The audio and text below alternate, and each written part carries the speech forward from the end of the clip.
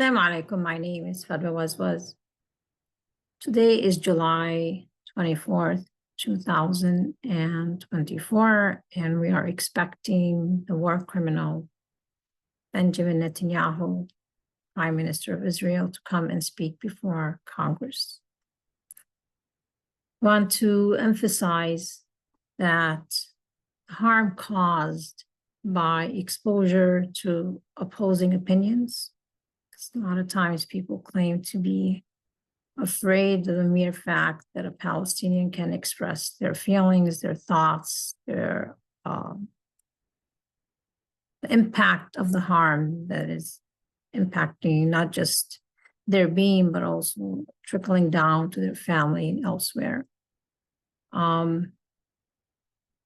is minor, compared to the suffering of Palestinians living under occupation and being denied fundamental rights of dignity every day. Our criticism of the Israeli government is not based on discrimination or anti-Jewish sentiment, but its resistance to one group of people ruling over another, dominating, subjugating another people, which leads to suffering, as we are seeing in Gaza and the rest of Palestine, humiliation as well as retaliation and retribution. It has always been pushed front and center to Palestinians or even countries in the region or Muslims, Israel's right to defend itself and Israel's existence. I want to make it very clear and very firm and very solid to all pro-Israelis. No country should be allowed to exist in a region while openly plotting and carrying out actions to destabilize the entire area. The rule is very simple. If you don't know how to coexist, you have no right to exist. Let me say it again. If you don't know how to coexist, you've had over 76 years since founding of the State of Israel. And you were plotting and planning before the State of Israel. And if in over 100 years, century, you do not have the capacity, capability, the knowledge, the intelligence to coexist, it must be made very firm and clear to you and all your supporters, you have no right to exist as a nation at all. Instead of bullying and bombing the entire region to recognize Israel's right to exist, to compel the people to recognize Israel's right to exist as a war criminal, not to coexist, but to exist as a war criminal, dominating, subjugating others in its favor.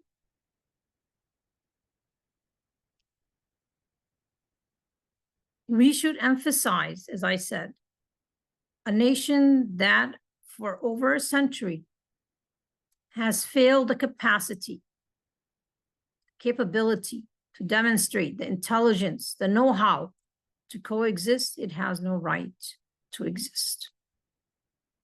It had 100 years. God gave Israel 100 years. We're counting from when they started plotting and planning for the founding of the State of Israel. If in 100 years you're claiming to be so enlightened, but you don't know how to coexist, you have no right to exist as a nation. No country has the right to destabilize the entire region while ignoring the sovereignty and stability of its neighbors. No country has the right to destabilize the entire region while ignoring the sovereignty and stability of its neighbors. Israel must acknowledge and respect the existence, the sovereignty, and the borders of all nations in the region. Meaning, if you have not demonstrated mercy and compassion, if you are seeing Palestinians being bombed, killed, children shredded in pieces, don't stand on stage and demand compassion about your sad stories. I hate to be very blunt and bold, but I think it needs to be said. Don't stand on stage and tell us about October 7th if in 100 years you have failed to demonstrate compassion, mercy, even an acknowledgement of the humanity of Palestinians. Do not stand on stage and say, but October 7th. We don't want to hear those sad stories. Keep it to yourself. Don't share it with us. If you cannot demonstrate in action in 100 years compassion, mercy, recognize the humanity of people that you are ruling over, I don't want to hear about October 7th.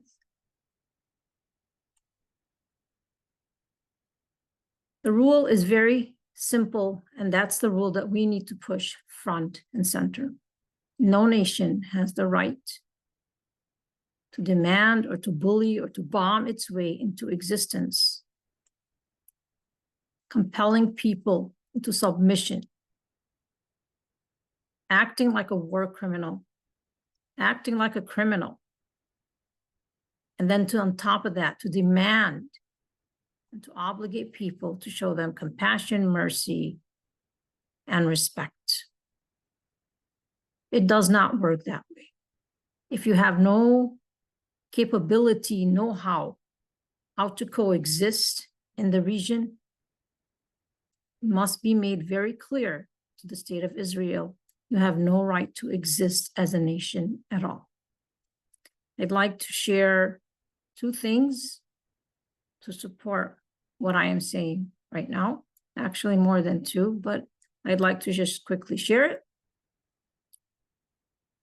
And I hope we can frame this coming meeting where he's going to stand before Congress and point out October 7th and, you know, the victimization card and then the sad story by pushing back and firing back. You don't know how to coexist. You have no right to exist. We don't want to hear about October 7th. You've had 100 years. Show us evidence that you have shown compassion, mercy, acknowledge the humanity of people in the region and those that you are occupying and those that are under your rule. You are not able to demonstrate any evidence in those 100 years, acknowledging the respect of the existence of your neighbors, their sovereignty and their borders, then you keep your sad story about October 7th to yourself because people are really angry right now and they don't want to hear it. Allow me to share with you some information. I want to begin with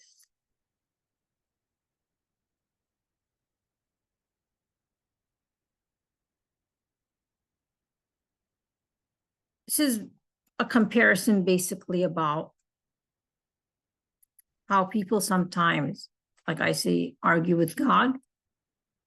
They do so in a way where they want to debate and argue in terms of comparison, but they're oblivious of how the individual was created. So it comes out of arrogance and pride instead of reason and intelligence. I like that argument. In the same way, Israel is here going to argue, Prime Minister Benjamin Netanyahu, and make all of these, if you will, comparisons, yet they forgot that Israel was founded and created by war criminals through acts of terrorism, and they're going to change, if you will, the way that Israel was created into, like, you know, it was just existing there all the time peacefully, and then the Arabs kind of attacked. So it's the comparison that is the question here of how the comparison is made. Excuse me, I'm just trying to fix the sharing options because I need to get the sound for this one going. Okay. The second thing that I'd like to bring us to is this one. It's by Kamala Harris. And just listen to this one point that I'd like you to reflect on.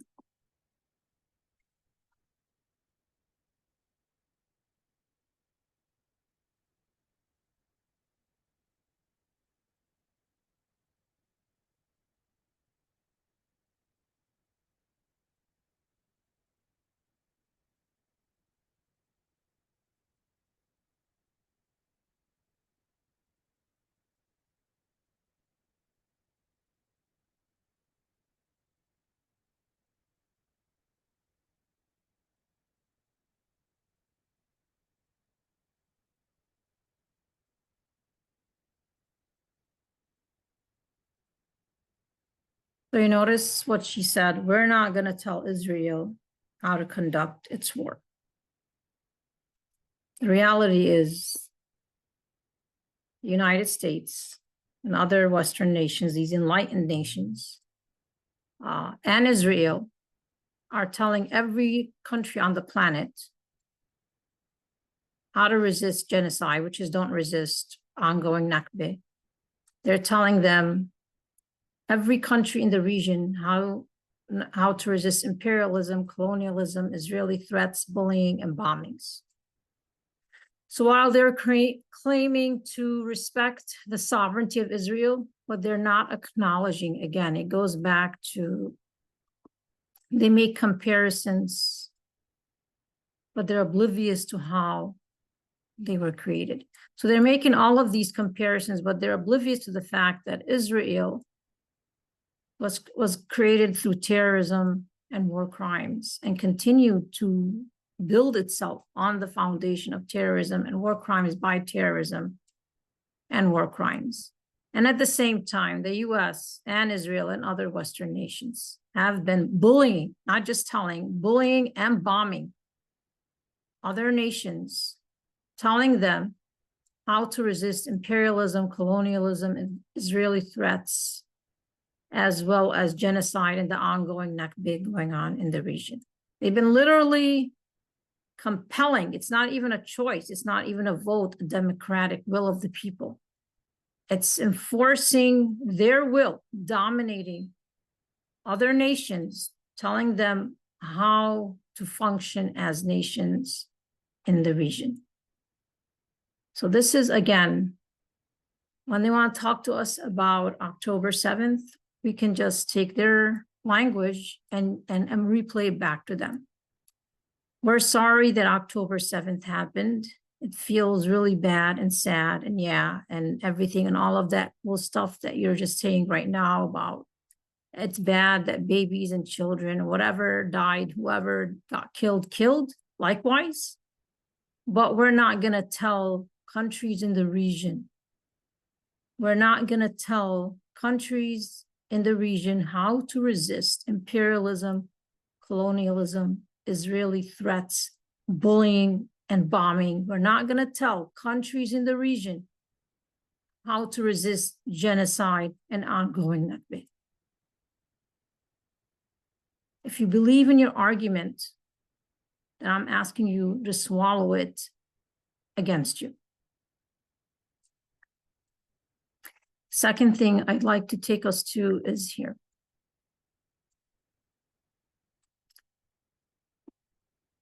The US and Israel have not, the US claims we don't want to tell Israel how to conduct the war, But again, it's that oblivious, or they want people to be oblivious that the US and Israel have been plotting and planning. This is in 1996. While there's a peace process, remember? While there was a peace process, you have these many, not one, this is just one that I'm mentioning here, Institute for Advanced Strategic and Political Studies, many pro-Israeli think tanks, colluding, strategizing, brainstorming. A better way of saying it is Kade, plotting and planning,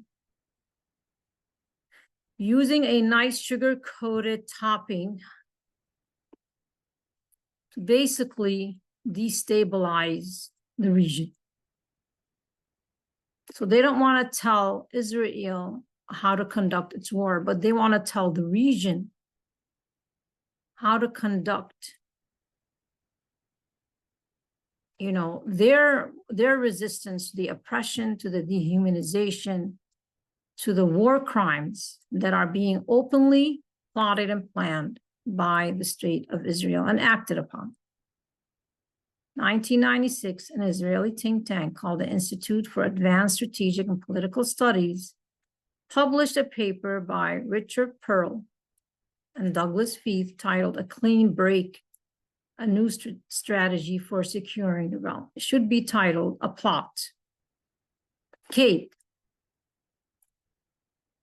a new plot for dominating the region. A new plot for destabilizing the region in favor of Israel and the United States. Again, these are members who were part of the Defense Policy Board at the Pentagon, and Feith holds one of the top 4 posts at the Pentagon as Undersecretary of Policy. This was written in 2022 in Counterpunch. I had written. The paper is basically a plan by which Israel would shape its strategic environment, beginning with the removal of Saddam Hussein, which we have seen happen. So this war was really conducted before even 9/11. The plot and the plan was unfolding. And like I said, even before October 7th, there are plots and plans. There are strategic plots and plans like this one, waiting for any, you know, the right moment to push in action and to destabilize the region and to dominate the region.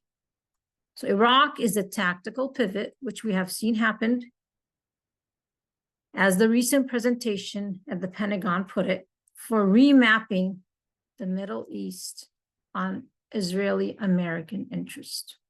Destabilization of other despotic regimes will follow according to plan. So this was 6 years, again, before 2022. Now they tried to cover it up with all of the other agendas behind it. You know, they threw in the Quran, they brought in Prophet Muhammad, and all the red herrings from left, right, center, you know, all around the world. And we were constantly told to chase this red herring and chase this red herring and chase this red herring. But the plan was to reshape and remap the Middle East on American Israeli interest and to destabilize the entire region. So then they'll say, but October 7th, I don't want to hear your sad story. I don't want to hear your sad story when you're plotting and planning to destabilize the entire region.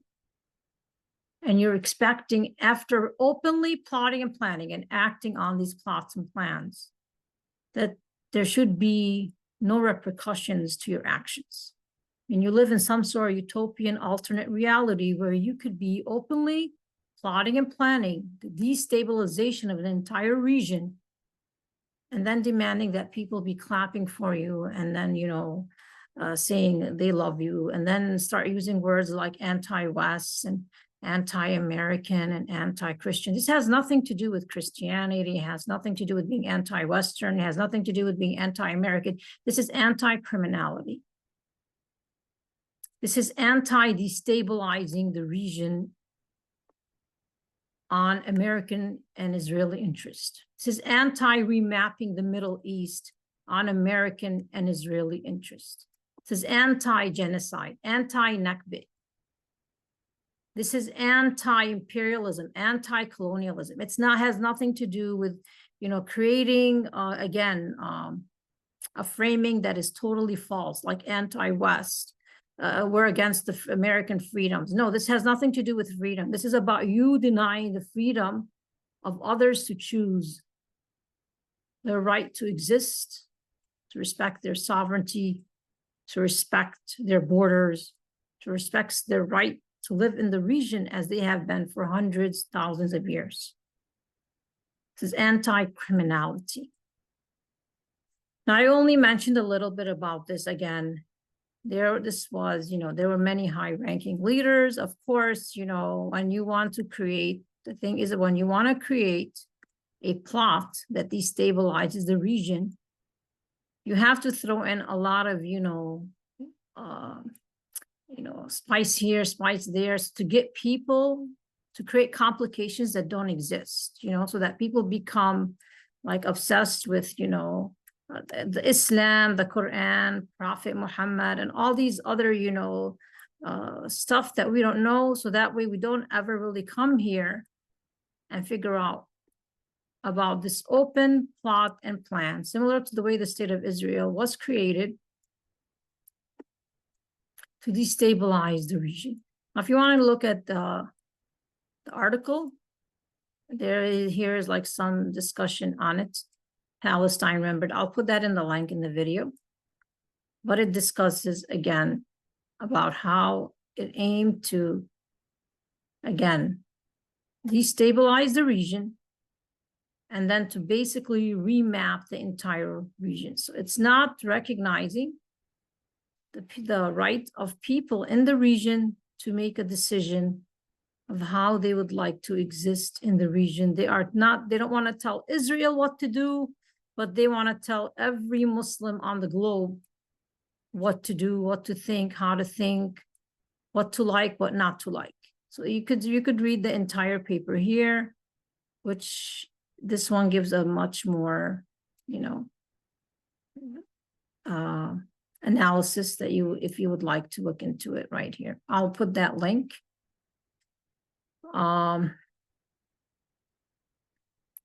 Again, I'll put that link in for you to see the open plots and plans to destabilize the region. And I hope that as we are discussing the coming of Prime Minister Benjamin Netanyahu, we use the correct framing and we fire back very, very firm, very bold. No country has a right to exist in a region that it's openly plotting and planning to destabilize and to reshape and to remap on an Israeli and American interest. You don't know how to coexist, you have no right to exist in the region. If you have not demonstrated compassion, mercy, human, the rights, respect for the rights of Palestinians as human beings, as people who are native to the land, do not tell us about the sad story of October 7th. You tell your sad story to people that you have empathy and compassion, and you have demonstrated empathy and compassion. But if you're unable for 100 years to demonstrate any compassion or empathy, and you're continually plotting and planning the second Nakba and destabilizing the region, and you're plotting and planning more settlements and cut and paste and, how to subjugate and how to increase the suffering, do not stand up on stage and tell us about October 7th. If you have not demonstrated compassion and mercy to the people in the region, not just Palestinians, but to the people in the region, you always speak to them and about them as villains, as objects that you can just bomb.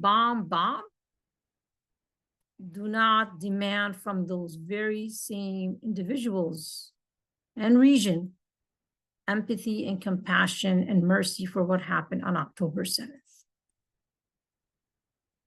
I hope that was clear. I'd like to end it with here. This is, again, A horrifying testimony by Jewish American humanitarian surgeon Mark Perle. I hope I said it correctly. No toddler gets shot twice in the head by mistake. I've seen more incinerated children than I've ever seen in my entire life combined. Again, being anti-criminality, being anti-war crimes, being anti-transgressions, being anti-destabilizing the region, being anti-imperialism, colonialism, Nakba, genocide, has to stop being inaccurately translated as anti-Jewish, anti-American, anti-West, anti-whatever cover you want to cover the criminal behavior with. The crimes are front and center. They have been taking place and unfolding for 100 years. The more we ignore, the worse they get. The more we ignore, the worse they get. There has to be action to stop Israel, to prosecute Israeli leaders. This has nothing to do with Jew versus Arab, Jew versus Muslim. This has to be front and center about crimes. You can coexist with him. He is someone who recognizes the humanity of others. He's Jewish. But if someone is a war criminal and he does not recognize the humanity of others, and he's openly plotting and planning to destabilize the region, coexistence is impossible. Israel cannot continually be demanding and bullying and compelling its right to exist when it's openly plotting and planning to destabilize the region and undermine all the nations in that region. I'd like to end with this.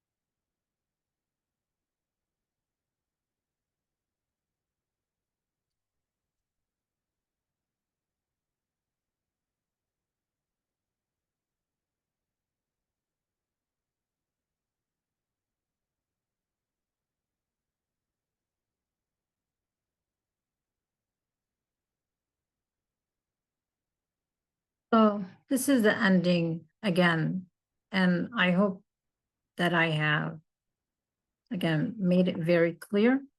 And my hope is to frame the current discussion, the current visit of Prime Minister Benjamin Netanyahu, who's going to come using October 7, just like they've used 9/11. Even though before 9/11, they already were openly plotting and planning to destabilize the region.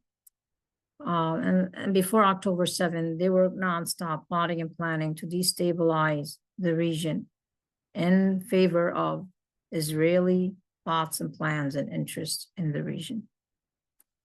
We need to be very bold and push back very firmly.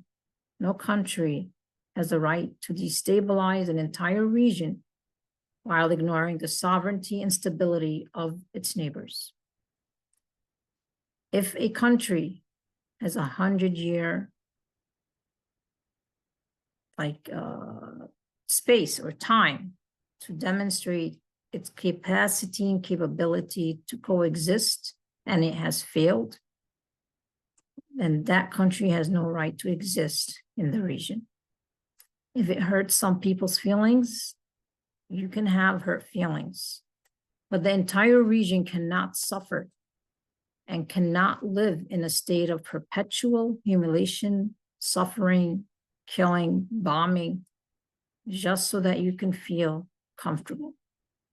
You had 100-year opportunity to show that you can coexist.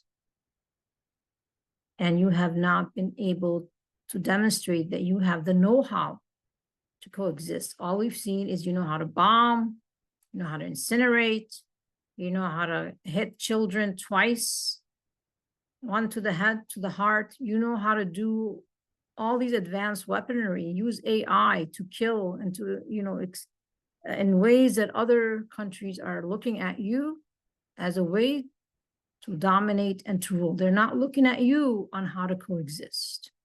They're not looking at you on how to respect other people's sovereignty, other people's borders. It's psychopaths and war criminals are looking up to Israel. And they're trying to see what lessons they can take so that they can dominate and they can deny people their fundamental rights and dignity every day. This has to stop. The framing has to be front and center. Coexistence, if you don't know how to coexist, you have no right to exist. The region does not owe any nation to exist in the region while it's openly plotting and planning to destabilize the region as a whole. Thank you very much. Assalamu alaikum, rahmatullah wa barakatuh.